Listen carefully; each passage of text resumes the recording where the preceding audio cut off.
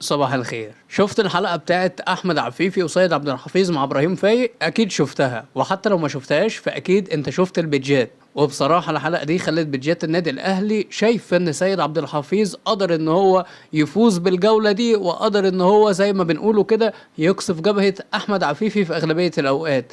أما لو رحت بقى على الجانب التاني، نادي الزمالك شايفين إن أحمد عفيفي هو اللي فاز بالجولة دي على سيد عبد الحفيظ، وهو اللي قدر يقصف جبهة سيد عبد الحفيظ في أغلب الأوقات. وبصراحة ده يخلينا نقول إن مفيش حد هيقدر يغير القناعات بتاعته، سواء جمهور النادي الاهلي سواء جمهور نادي الزمالك. ده بيثبت لنا ان الناس لو بتشجع نادي، ولنفترض مثلا حمامات العزبة، فهم عايزين يثبتوا للعالم كله ان نادي حمامات العزبة ده احسن نادي في الكوكب. ومهما كان كلامهم ده غلط، لكن خليني اقول لك ان في الاول وفي الاخر القرد في عين امه